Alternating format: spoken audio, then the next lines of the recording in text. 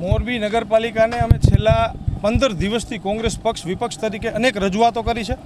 એ રજૂઆતો માત્ર સાંભળવા માટે સાંભળે છે, જ્યારે તંત્ર ઘોર નિંદ્રામાં હોય ત્યારે આજે કોંગ્રેસ પક્ષે નગરપાલિકાના પટાંગણની અંદર છેલ્લો સહારો ભગવાન શ્રી રામનો લઈને ભગવાન શ્રી રામને યાદ કરીને અમે રામધૂનનો કાર્યક્રમ રાખેલો હતો। એ કાર્યક્રમમાં અમારી રજૂઆત ચીફ ઓફિસરે પણ ન સાંભળી, ત્યાંના કોઈ હેડ ક્લર્ક દ્વારા સાંભળવામાં આવી। એટલે આ મોરબીની અંદર ગંદકીના, પાણીના, ગટરના ઘણા બધા પ્રશ્નો છે, જેને કોઈ રજૂઆત સાંભળવા દરકાર લેવાવાળું નથી।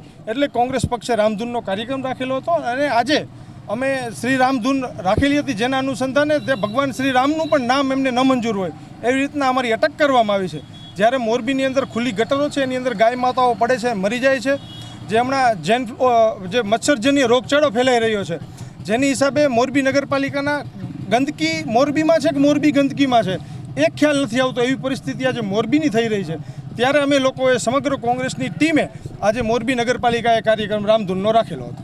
તેઓ લોકોની સુખાકારી માટેની રોડ રસ્તાની છે, ભૂગર્ભની છે, પીવાના પાણીની છે, અત્યારે ચોમાસું હોય તો પાણી ભરાઈ જવાની છે, પછી એના નિકાલ માટે અમે જે તે વિભાગને જાણ કરી જેટલી બને એટલી શક્ય હોય તો ત્યાં સુધી વહેલાસર નિકાલ થાય એવા પ્રયત્ન કરવામાં આવશે।